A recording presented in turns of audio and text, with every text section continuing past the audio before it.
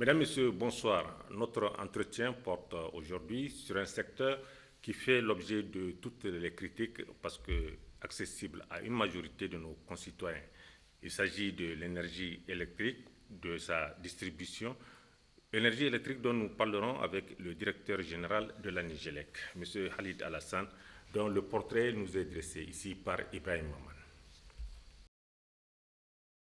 Directeur général de la Société nigérienne d'électricité depuis septembre 2011, M. Alassane Khalid était de 2006 à 2011 en poste au Fonds de solidarité africain où il occupa le poste de directeur des opérations de 2008 à 2011. De 1994 à 2005, il occupa différents postes de responsabilité à la Nigélec, notamment celui de chef de service études et planification de 2000 à 2005. M. Alassane Khalid est diplômé de l'Institut d'économie et politique de l'énergie de l'Université Pierre Mendès, France. Il est également titulaire du diplôme du Centre d'études financières, économiques et bancaires CEFEV France, option stratégie et gestion d'entreprise. Il est par ailleurs diplômé de l'Institut d'administration des entreprises Paris 1 Panthéon-Sorbonne. Alassane Khalid est ingénieur électromécanicien diplômé de l'École supérieure interafricaine de l'électricité ESIE Côte d'Ivoire. Il est né en 1968 à Gungu, département de Baleyara. M. Alassane Khalid est marié et père de 4 enfants. Monsieur le directeur général, bonsoir et merci d'avoir accepté notre invitation. Merci. Quand on dit Nigélec, le commun des Nigériens ne voit qu'une société qui sévit à la fin du mois. Mais la Nigélec, ça n'est pas que cela, M. Alassane. Merci, comme je le disais, M. Foguet, de l'opportunité que vous m'offrez de pouvoir échanger et apporter quelques éléments de réponse à l'endroit de notre clientèle et de la population en général. Comme vous l'avez dit, la Nigélec est l'objet de beaucoup de critiques, alors même que c'est, de mon point de vue, le contraire qui doit être. Et j'ose espérer que cet entretien permettra d'inverser ou d'adoucir certaines de ces critiques-là. La Nigélec est une société qui délivre à la population et à l'économie nigérienne un produit stratégique de la plus haute importance. Un produit sans lequel rien n'est possible. On a l'habitude de dire que pour la société et pour l'économie moderne, l'électricité que nous délivrons à la population représente ce que le sang représente pour le corps humain. Si le sang ne coule pas dans le corps humain, si la circulation sanguine s'arrête, il n'y a pas de vie. De cette même manière, si la distribution d'énergie électrique s'arrête, il n'y a pas d'économie et la vie sociale en pâtit de façon significative. Quand il y a une coupure générale, toutes les activités s'arrêtent. Et c'est peut-être la sensibilité et la spécificité de notre produit-là qui nous vaut toutes les critiques que nous essuyons. La Nigélec n'est pas là pour servir, la Nigélec est là pour servir. Monsieur le directeur général, vous l'avez dit, la Nigélec est autant vitale aujourd'hui que le sang dans le corps humain. Comment expliquez-vous alors ces coupures d'électricité, disons, assez récurrentes, surtout en période de forte chaleur? Très bien. Chaque fois qu'on me demande quel est l'état de la Nigélec, j'ai l'habitude de répondre, c'est à l'image du pays. Nous sommes un pays, malheureusement, qui est pauvre. Et de la même manière que, j'allais dire, Air Niger n'est pas comme Air France, de la même manière que la télévision nigérienne n'est pas TF1, de la même manière que nos hôpitaux ne sont pas comme les hôpitaux français, de la même manière aussi Nigélec n'est pas comme l'électricité de France. Mais si on essaie de voir l'écart qu'il peut y avoir en comparaison des secteurs des autres pays. Et on cherche l'écart qu'il y a entre le service public de l'électricité au Niger et le service public dans ces pays développés. L'écart est assez limité. Donc, les coupures d'électricité sont liées à une accumulation d'investissements qui n'ont pas été faits. Et tout le travail que nous sommes en train de faire depuis 2011, et j'ose croire que les Nigériens voient l'amélioration d'année en année, c'est d'inverser cette tendance. Donc les coupures d'électricité sont liées à des investissements qui n'ont pas été faits. C'est lié à la situation de l'économie de notre pays, mais les efforts sont en train d'être faits pour mettre fin à ces coupures de façon définitive et durable. Inch'Allah. Monsieur le DG, l'un des griefs aussi que le commun des Nigériens, le commun des consommateurs porte contre votre société, c'est la disponibilité des factures à temps. Ou alors on constate des écarts assez importants sur les factures par rapport à la consommation réelle. À quoi cela est-il dû? Bien, avant de répondre à cette question, je voudrais revenir sur la question des coupures pour expliquer que un réseau électrique est une chaîne complexe qui va de la production en passant par le transport jusqu'à la distribution. La production, que ce soit sur des sites thermiques, que ce soit au niveau des barrages, que ce soit au niveau des centrales à charbon, on produit l'électricité.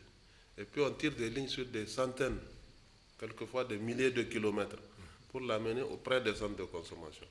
Et quand ça arrive au centre de consommation, c'est un réseau complexe qui assure la distribution. Vous voyez toutes les lignes qui serpentent la ville. Alors la coupure peut arriver à tous les niveaux de la chaîne. Ça peut arriver au niveau de la centrale de production où les moteurs peuvent s'arrêter. Les moteurs électriques sont certes plus gros, mais c'est la même chose que vos moteurs dans la voiture. Ils peuvent s'arrêter à tout moment, sans prévenir. La coupure peut venir de là-bas. La coupure peut venir sur la ligne, soit qu'il y a un vent qui fait tomber des pylônes, vous en avez souvenir, ça nous est arrivé en 2013. Et la coupure survient beaucoup plus au niveau de la distribution. Un chauffard qui tape un poteau de la Nigélec dans un quartier, ça entraîne une coupure dans le quartier. Un court-circuit qui intervient dans un ménage, dans une maison, ça peut entraîner la coupure. Il y a mille et une raisons d'entraîner la coupure. Des fois, ce sont des coupures localisées. Des fois, ce sont des coupures qui concernent tout un quartier. Et des fois, ce sont des coupures générales qui concernent tout le réseau. Mais quand une coupure arrive, pour un abonné qui est dans sa maison, pour lui, c'est une coupure générale. Et donc, l'objectif, pour réduire les coupures d'abord, il faut que la production soit suffisante, comme je le disais tantôt. À ce jour, on ne l'est pas encore? À ce jour, on ne l'est pas encore. Mais dans quelques mois, on le sera, Inch'Allah. En tout cas, pour ce qui concerne la capitale et les régions de Tillabéri et d'Osso.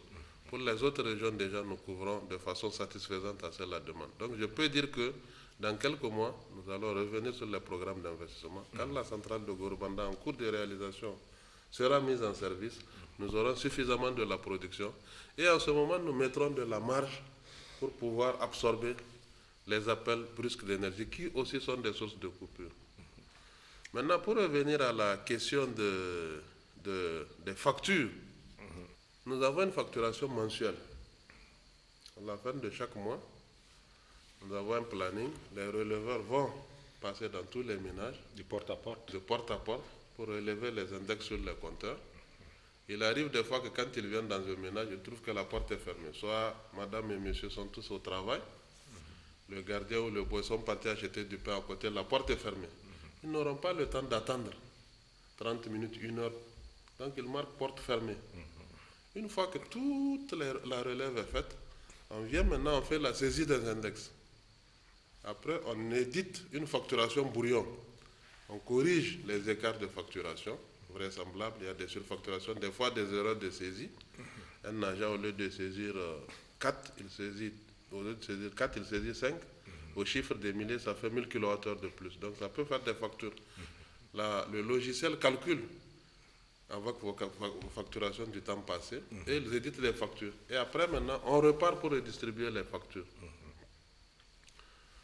Maintenant, il peut y avoir des anomalies de facturation. Mais quoi qu'il en soit, nous avons des agences et les abonnés ont la possibilité de venir faire des réclamations dès qu'ils ne sont pas satisfaits de leur facture.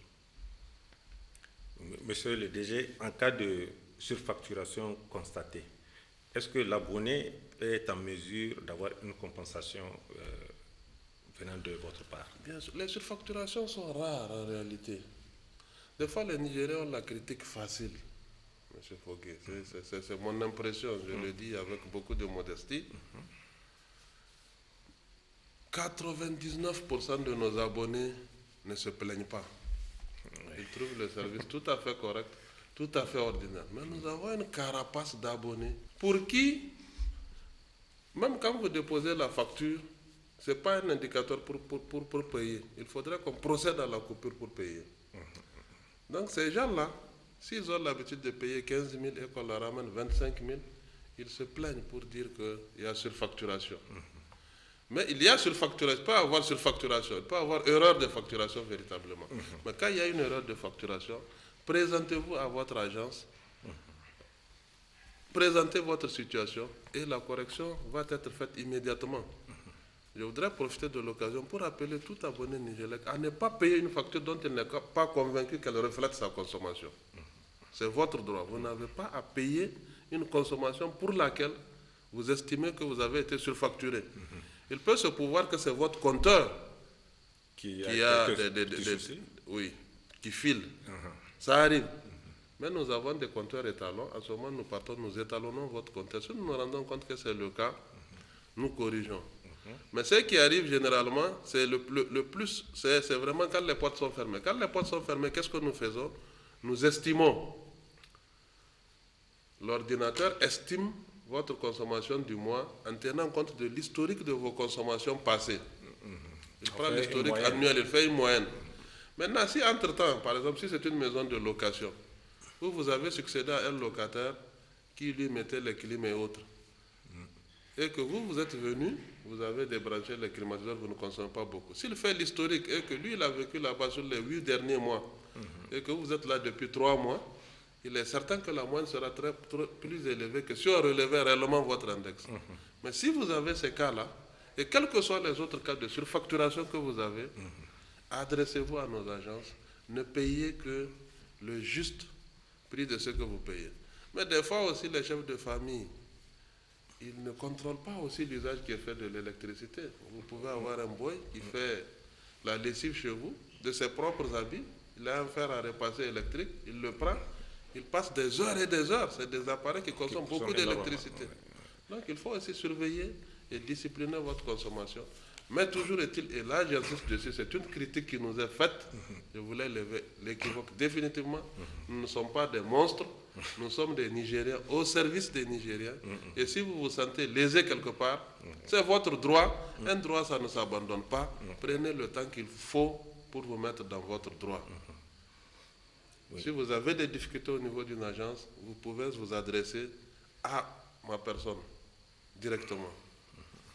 Oui, monsieur le DG, on considère aussi, à tort ou à raison, que le prix du kilowattheure au Niger est très élevé par rapport peut-être aux revenus des ménages ou... Le prix du kilowattheure au Niger qui est en vigueur date de 1994, bien avant d'ailleurs, des années 80. Depuis 80? Depuis les années 83-85, le système tarifaire a été mis en place et il est resté tel. Il n'a été ajusté qu'en 1994 lorsqu'il y a eu la dévaluation du franc CFA de l'ordre de 20 à 25%. Depuis lors, les tarifs sont restés constants. Est-ce que vous savez que l'électricité, contrairement aux autres produits, comme la télécom ou autres, pour la produire, nous consommons beaucoup de gasoil. Nous brûlons des citernes et des citernes pour produire l'électricité. J'ai l'habitude de donner l'exemple aux gens en disant, imaginez votre voiture. Vous démarrez le moteur le 1er janvier et vous ne l'arrêtez plus jamais. Pendant les 31 jours du mois de janvier, 24 heures sur 24. Calculez ce que vous allez consommer comme le gasoil. C'est ça que nous faisons avec des moteurs de 1000 fois plus puissants. Et c'est le prix à payer pour produire de l'électricité. Nous consommons des milliards de gasoil par mois. Par mois? Par mois. Pour produire l'électricité. Alors, les tarifs sont restés constants. En 1994, le prix de litre de gasoil, c'était 120 francs. Avant la mise en place de la raffinerie en 2012, le prix du gasoil est arrivé à 700, à frôler les 700 francs. Mais le tarif est resté constant. C'est quand même un miracle. Oui, donc c'est une vue de l'esprit de dire que vue de l'électricité coûte plus cher ici que dans les autres pays. L'électricité coûte l'UEMOA. plus cher, je l'affirme, Oui. que dans la plupart des pays de l'UEMOA. Oui. Peut-être à l'exception de la Côte d'Ivoire, dans tous les pays de l'UEMOA, mais vraiment dans tous les pays de l'UEMOA, l'électricité coûte plus cher qu'au Niger. Le tarif au Niger ordinaire est de 79,25 francs le kilowattheure. Il est plus de 100 francs partout. Il atteint même les 200 francs dans certains pays. Et il a même été réduit en 2012. Parce que le programme du gouvernement a prévu la réduction du coût de l'électricité. Nous avons été amenés en 2012 à concéder une réduction de 25% sur le prix du kilowattheure aux ménages à faible revenu. C'est-à-dire les ménages qui ont des compteurs 3 kg. Pour les premiers 50 kWh de consommation, ils paient le kilowattheure à 59,45 francs. Ce qui fait une réduction de 45%. C'est vraiment quelque chose d'exceptionnel, oui, très significatif. Absolument. Mais les Nigériens se plaignent toujours que l'électricité coûte très cher. Je ne sais pas comparer à quoi. Oui, monsieur le directeur général, on a beaucoup parlé ces derniers mois d'une nouvelle centrale, celle de Gorubanda, dont on attend incessamment le démarrage. Qu'est-ce qui bloque à ce niveau, monsieur le DG? Très bien, la centrale de Gorubanda a commencé à être construite. Le lancement des travaux est intervenu en avril 2013 par son Excellence, Monsieur le Président de la République. À l'époque, les financements venaient d'être lancés. L'entreprise contractante a été sélectionnée. Alors, nous avons fait les dossiers pour demander les décaissements. Parce que quand vous signez un contrat de cette envergure, la date de démarrage des travaux, c'est la date de paiement effectif de l'avance de démarrage. Donc ce n'est que vers décembre 2013 que l'avance de démarrage a été effectivement payée. Et la construction de la centrale a commencé. C'est un projet de grande envergure.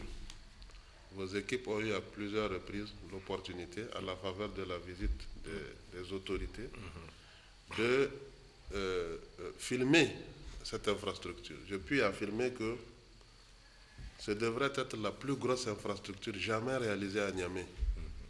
Je ne vois pas de comparable. Peut-être va-t-on chercher vers la raffinerie de la Soraz ou peut-être les mines de Areva du Nord pour voir son équivalent. Un projet de telle envergure, nous avons même fait filmer l'acheminement des moteurs. Une infrastructure de cette envergure-là, dans un pays comme le Niger, où même le moindre équipement de manutention, la moindre pièce qui manque, il faut l'importer. Donc, il y a toujours des aléas. Il y a toujours des aléas. Et nous avons aussi connu des impondérables. L'un des impondérables majeurs, c'est que quand nous étions en train de faire l'acheminement des moteurs, ils étaient arrivés à la porte du Burkina. C'est en ce moment que la crise... Alors qu'on avait arrangé tout avec les autorités en place, donc la crise est venue. Pour des questions de risque, on a dû bloquer les moteurs là-bas pendant des mois pour que la situation se stabilise et qu'on reprenne langue avec les autorités actuelles pour permettre de passer. Quand ça devrait passer aussi, ça passait une trentaine de ponts qu'il a fallu d'abord renforcer. Il y a eu des déviations qu'il a fallu faire certaines fois quand les ponts ne peuvent pas tout ça à la charge de l'Angélec. À la charge, tout est prévu dans le contrat. Okay. Parce qu'avant de soumissionner, les soumissionnaires ont dû regarder tout le circuit d'acheminement. Donc c'est à leur charge. Okay. Mais ce sont les délais que ça a provoqué qui ont fait que nous avons connu un certain dépassement dans le délai. Il était prévu que nous puissions la mettre en service à la fin de l'année. Mais nous sommes en léger décalage. Nous sommes en train de travailler. Si vous me surprenez à 22h sur le site, là, vous allez me trouver. Nous sommes en train d'avancer. Et dans les jours, je ne vais pas donner une date qui me sera reprochée.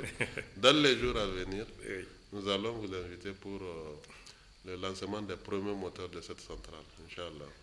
Oui. Monsieur le directeur général, on entend très souvent dire que moi, par exemple, j'ai déposé une demande d'installation électrique dans la nouvelle maison que je viens de construire. Il m'est toujours répondu qu'il manque de poteaux ou il manque de compteurs. Est-ce que ces affirmations sont toujours valables aujourd'hui? Bon, il faut les relativiser aussi, parce que, comme je l'ai dit, pour faire un branchement, si vous regardez le devis qu'on vous fait, vous avez une vingtaine de pièces. Vous avez le compteur, le disjoncteur, le potelet, le câble, les pinces d'ancrage, les connecteurs, etc. Et toutes ces pièces sont importées et c'est des pièces qui émanent de fabricants différents. Donc, et nous organisons notre approvisionnement, nous n'avons pas les moyens malheureusement de dire en début d'année nous allons nous approvisionner pour toute l'année. Nous faisons comme vous et moi, on achète le sac de riz pour 1 mois, 2 mois et puis on attend la suite. Donc quand on commande pour 3 mois, il arrive souvent que pour une raison ou une autre, il nous manque certaines pièces ou une pièce. Et dès qu'il manque une seule pièce, ça peut bloquer, bloquer l'exécution des branchements. Ça arrive. Mais de façon générale, nous faisons beaucoup d'efforts. Nous exécutons en moyenne 20 000 branchements. L'an. À travers l'ensemble du pays. À travers l'ensemble du pays. Et ça s'accélère parce que nous constatons, parce que le service public de l'électricité est un des paramètres de mesure de la santé économique du pays. Le taux de croissance de la demande énergétique est un signal fort de la bonne santé de l'économie. Et nous constatons maintenant des taux de progression de l'ordre de 15% l'an, alors qu'ils ne sont que de 3-4% dans les années 2000, même peut-être des fois négatifs dans les années 90. Donc, la demande est très forte. Je vous donne l'exemple, par exemple, hier j'ai parlé avec le directeur régional de Niamey. Il m'a dit qu'il a enregistré plus de 2000 demandes de branchement depuis le début de l'année. Sur Niamey uniquement? Sur Niamey, nous sommes autour du 20. Nous enregistrons à peu près 400-500 demandes de branchement. Et qu'en est-il de l'intérieur? Et nous exécutons. Bon, je n'ai pas en chiffres les statistiques pour l'intérieur du pays, j'ai les chiffres de Niamey. Et nous exécutons quand même 700 à 800 branchements par semaine. Ah oui, c'est énorme. Mais le problème, c'est que c'est toujours un peu l'impatience du Nigérien. Il faut que quand vous voulez construire la villa dont vous parlez là, ça vous a pris peut-être 5 ans au moins. Peut-être plus. Plus. Vous aurez pu faire votre demande de connexion de la Nigélec au moment où vous avez commencé, déjà quand vous avez fermé. Oui. Au moins quand l'électricien a commencé à tirer ses fils, même pour des questions de test des installations, vous devez avoir fait votre branchement. Si vous êtes en retard, quand vous avez commencé la peinture, vous devez faire. Qu'est-ce qui se passe pour la majorité des gens? On finit de construire tout, on fait la peinture, on met les pavés, on attend d'avoir le locataire. C'est en ce moment qu'on vient à la Nigélec. Et naturellement, quand vous avez cette pression, vous avez l'impression que ça prend trop de temps. Tout le monde peut avoir le délai, sauf la Nigélec. Ce n'est pas simplement au niveau des ménages ordinaires, même dans les infrastructures publiques, des fois on nous fait ça. Je vais peut-être égratigner les services de la santé. Par exemple, pour l'hôpital de référence, il prévoit de le mettre en service en février. Dès que les travaux ont commencé, on leur a fait le devis, 300 et quelques millions, pour une infrastructure qui fait des dizaines et des dizaines de milliards. Et pour le raccordement au chantier, 58 millions. On a fait un devis depuis 2013, on a transmis au ministère de la Santé. Ils ont attendu, quand le président devait faire le lancement de la pose de la première pierre, on nous a dit dans la semaine d'amener l'électricité. Sans rien payer, on a amené 58 millions. Et maintenant, c'est la semaine dernière qu'on nous écrit pour dire de nous préparer. Le 20 février, l'hôpital de référence va être mis en service. On doit faire des miracles. Nous avons besoin de 4 transferts de 1000 kVA. C'est des transferts pour alimenter le quartier de Kouarakano et le quartier de Yantala réunis. Là, c'est votre... On ne nous donne pas de délai. Oui, c'est votre... J'ai l'habitude de dire tout le monde peut avoir des délais, sauf la Nigélec. Par le service public qui est sollicité là. Oui, on fait de notre mieux. On fait de notre mieux et les gens peuvent témoigner, je pense. À la faveur de Dosso Soga, nous avons eu les félicitations du ministre Albadé. Tout récemment, le ministre Kalla s'est dit impressionné par notre capacité de déploiement. Donc nous faisons vraiment de notre mieux. Mais bon, on n'est pas à l'abri de la critique des gens. Les gens sont très sévères à l'égard de la Nigélec. Je ne comprends pas. Je ne comprends pas. Monsieur le directeur général, vous êtes sous le feu des critiques parce que on vous sollicite au quotidien, c'est peut-être normal. Non, moi je crois plutôt que les Nigériens ne vont cesser de nous critiquer que le jour où on va cesser de leur envoyer des factures. Et ça, nous ne pourrons pas le faire, puisque je vous ai dit que nous avons besoin de milliards pour acheter de l'énergie du Nigeria. Nous avons besoin de milliards pour acheter du gasoil pour produire de l'électricité. Nous avons besoin de milliards pour acheter du matériel pour faire les extensions de réseau. Et pour l'entretien aussi. Pour l'entretien. C'est l'un des services publics les plus consommateurs de ressources. Nous avons des tarifs qui sont bloqués depuis des années, que nous réduisons même. Donc, nous ne pouvons pas ne pas envoyer des factures au Nigeria. Et tant que nous envoyons des factures au Nigeria, je crois qu'ils vont toujours nous critiquer. Des fois, j'invite les gens à faire des comparaisons. Il y avait la société civile une fois que j'ai reçu, et je leur ai expliqué de comparer la consommation de l'électricité à la consommation de communication. Regardez dans votre famille, combien de téléphones vous avez. Madame en a combien, ou mesdames. Les enfants en ont combien. Faites le total, estimez ce que vous chargez comme crédit de consommation d'électricité dans le mois. Maintenant, comparez à la facture d'électricité. Et pour quel service? Et dites-vous que sans l'électricité, même ces téléphones ne vont pas fonctionner. Sans parler en plus de la télévision, de la climatisation, de la ventilation, de la réfrigération, le repassage, etc. Tous ces services-là, pour le prix que vous payez, vous êtes enclin à nous taper dessus, alors que de l'autre côté, vous payez beaucoup plus pour d'autres services, comme les télécommunications. Qui sont moins vitaux. C'est vous qui le dites. Oui, au passage. Oui, mais monsieur le directeur général, la Nigélec est quand même l'une des sociétés phare de notre pays, une des plus anciennes, et qui n'est malheureusement pas très visible sur le plan architectural. Quand on vient à Niamey, on se demande, mais la Nigélec là c'est où? Alors on se retrouve face à un bâtiment qui date des années peut-être 60 ou même antérieures. Monsieur le directeur général, n'est-il pas grand temps que vous songiez à ériger un immeuble digne de ce que vaut cette société, la Nigélec? Ce que vous dites est valable pour la présidence de la République. Je le dis à demi-mot.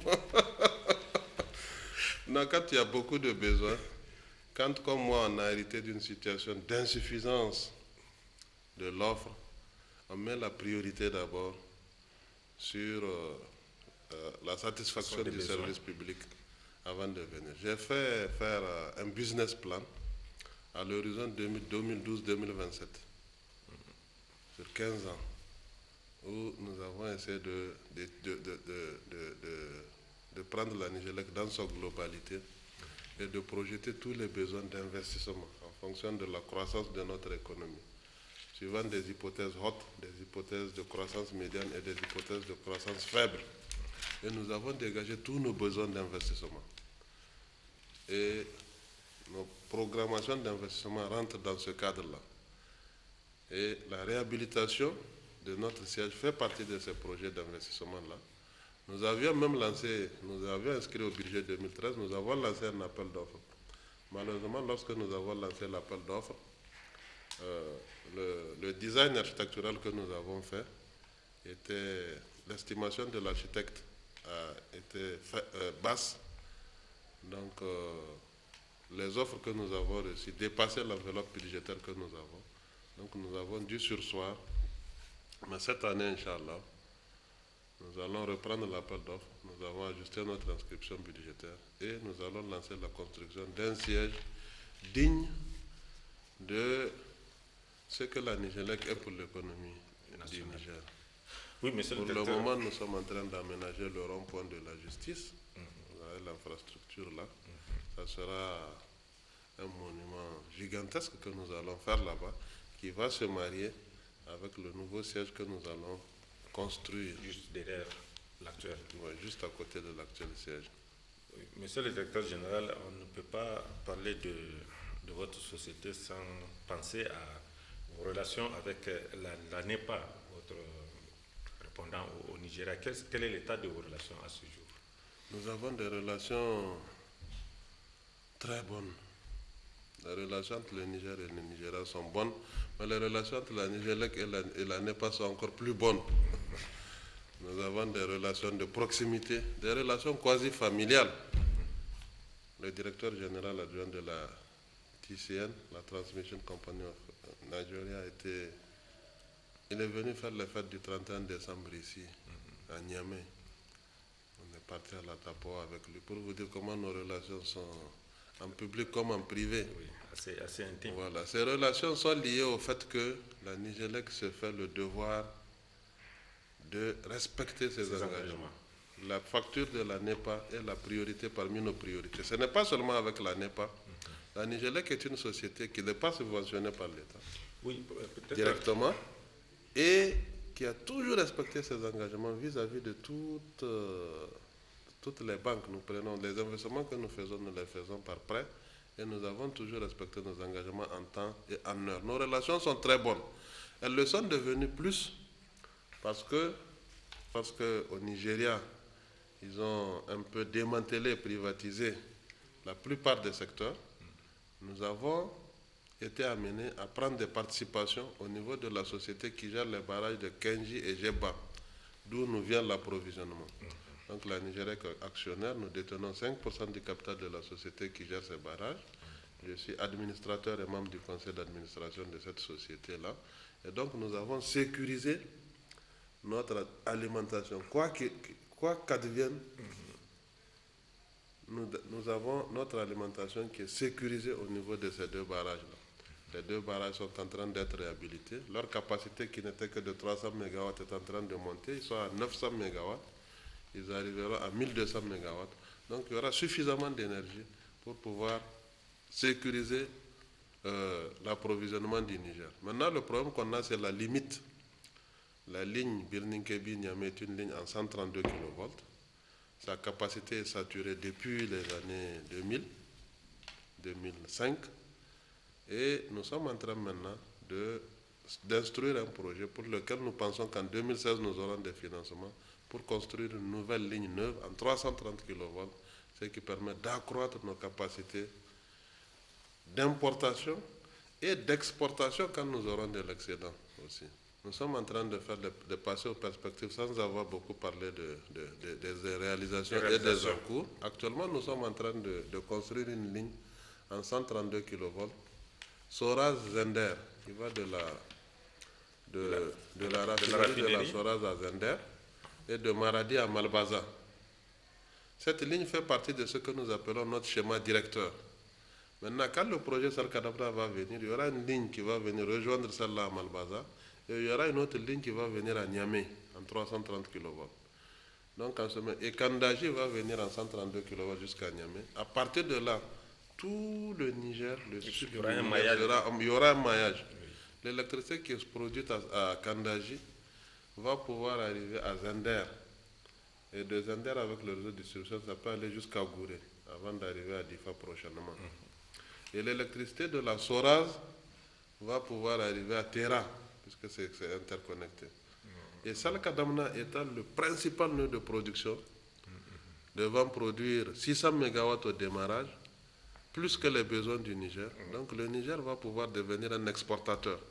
Mais pour exporter l'électricité, comme les oignons, il faut des voies. Et la ligne 330 kV dont j'ai parlé là, entre Niamey et Birninkebi, va maintenant venir être une voie de transit dans le sens inverse. Il y aura une autre ligne qui doit être construite entre Niamey et Ouagadougou pour desservir le Burkina. Donc en ce moment, nous allons être un exportateur d'énergie.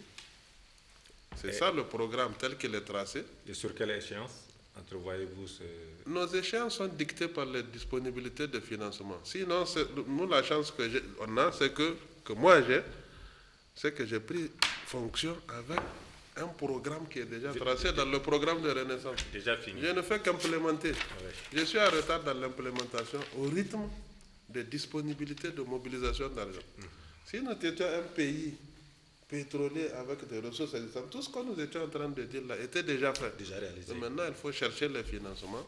C'est la chose la plus difficile. Nous sommes en train d'avancer parce que les autorités au plus haut niveau accompagnent ces recherches de financement-là. Et nous sommes en train d'arriver. Les choses sont en train de se mettre en œuvre. D'autres sont en train d'arriver. Oui, monsieur le directeur général, on a parlé de l'électrification rurale. Où est-ce que vous en êtes de ce programme d'électrification rurale? Est-ce que tous les gros villages aujourd'hui disposent de l'énergie électrique? Comme je suis en train de le dire, tout était déjà prescrit dans le programme de la Renaissance. Il était prévu qu'au cours du quinquennat, nous puissions électrifier 500 localités. Alors même qu'en 2011, il y avait 326 localités qui étaient électrifiées. Nous devons faire 500 de plus. Quand on est venu en 2012, il y avait l'insuffisance de la production. Les premières mesures que nous avons dû prendre, c'est de faire appel à des sapeurs-pompiers électriques. C'est-à-dire que nous avons fait de la location. Nous avons pris 20 MW en 2012, plus 10 MW pour installer à Niamey. Depuis lors, il n'y a pas de délestage. Parce que le délestage, ça signifie couper des pans de quartier par insuffisance. Pour en donner à d'autres. Pour en donner à d'autres. Aujourd'hui, si vous n'avez pas de l'électricité, peut-être un poteau qu'on a tapé dans votre quartier, mais dès que vous êtes raccordé, vous avez l'électricité en permanence. Donc nous avons mis fin à ça, c'était les mesures d'urgence. Et ça nous a bloqué dans le démarrage du programme d'électrification. C'est vraiment vers 2012, 2014 et surtout en 2015 que nous avons accéléré. Il y avait donc un retard de 2 ans qui a été accumulé. Mais ça va se rattraper, Inch'Allah. Oui, ça va se rattraper, monsieur le DG, à condition que suivent aussi les autres secteurs, notamment la production des poteaux à ce sujet-là. Vous ne trouvez pas de difficultés? Oui, il y a beaucoup de facteurs qui limitent notre progression dans l'électrification rurale. La production des poteaux, effectivement, parce que nous avons 3 usines, une usine à Niamey, une à Malbaza, une à Zander. La capacité de ces 3 usines, c'est 50 poteaux jour. À ce rythme-là, on ne pouvait pas. Des fois, on ravitaille les villages en matériel électrique, mais on attend que les poteaux soient disponibilisés. Nous avons commandé une nouvelle usine qui est maintenant opérationnelle. Elle fait à elle seule la capacité des 3 usines existantes. Et nous importons beaucoup de poteaux bois en supplément. Donc ça nous permet un peu d'accélérer. L'autre facteur de blocage que nous avons, c'est dans l'exécution même des travaux. Nous avons une équipe qui fait les travaux d'électricité, qu'on appelle l'équipe Grands Travaux. Mais nous avons beaucoup d'entreprises, une dizaine d'entreprises privées, de sous-traitants. Et ces sous-traitants ont des capacités limitées. Des fois, quand vous leur donnez un village électrifié pour un délai de 15 jours, ils peuvent faire 2 mois. Des fois, c'est difficile, le pays n'a pas de route. Pour électrifier, vous devez prendre des poteaux lourds, des siphons, des tonnes. Vous vous embourbez à toutes les étapes. Il y a vraiment beaucoup de facteurs objectifs qui font que nous sommes limités dans la progression. Mais les solutions sont en train d'être trouvées. Nous avons renforcé notre équipe. Nous les avons démultipliés. Nous avons réglé le problème de production de poteaux. Et donc maintenant, nous avançons. Actuellement, nous avons 104 localités qui sont finies, mais pour lesquelles on n'a pas fait les inaugurations. Et nous n'aurons pas le temps de les faire. Donc la dernière fois, la semaine passée, j'étais à Soukoukoutan et Dogonkiria. Je ne sais pas si vous connaissez, c'est très loin là-bas dans la zone de Douchi, c'est le Niger profond. On a lancé ces inaugurations-là et nous sommes convenus avec le ministre que les gouverneurs et les directeurs régionaux du ministère et de la Nigélec vont prendre le relais pour faire les inaugurations de ces localités, en même temps que nos équipes sont actuellement en train de travailler. Monsieur le directeur général, on voit que votre cahier de charges a été, disons, alourdi. Pour y faire face, vous avez peut-être dû avoir recours à des recrutements. Qu'en est-il? J'avoue personnellement qu'au début, Comme moi j'ai pris fonction, je me demandais si vraiment tout ce qui a été prévu pouvait être fait. Et je me suis rendu compte et je me suis convaincu que quand l'homme veut, l'homme peut et Dieu aide quand vous voulez. Nous avons vraiment fait des prouesses et il faut des hommes pour faire des prouesses. Nous avons trouvé une pyramide des âges aussi où le personnel était vieillissant. Donc dans le business plan à l'horizon 2027 que nous avons aussi fait la programmation des besoins en ressources humaines, tenant compte de l'expansion de notre activité et des départs à la retraite. Et donc nous avons un programme de remplacement de notre personnel. Et pour notre programme d'investissement, nous avons fait un dossier qui a bénéficié du régime préférentiel du Code des investissements. Et nous devons recruter 1009 agents sur 5 ans. Sur 5 ans? Oui, oui. Et nous sommes même en dépassement. Je crois que nous avons dû faire 700 ou 800 à date, alors qu'il nous reste encore 2 ans à peu près. C'est fin 2016, début 2000, parce qu'on a eu le régime en 2013. Nous recrutons à peu près 250 à 300 agents chaque année, toutes catégories confondues, des ingénieurs jusqu'aux releveurs et aux caissiers. Monsieur le directeur général, donc on peut dire aujourd'hui que la société nigérienne d'électricité se porte bien et que ses perspectives sont d'autant plus encourageantes qu'une équipe engagée à sa tête et ambitionne de donner de l'électricité aux Nigériens où qu'ils se trouvent. Je vous remercie. Merci beaucoup, M. Fogel.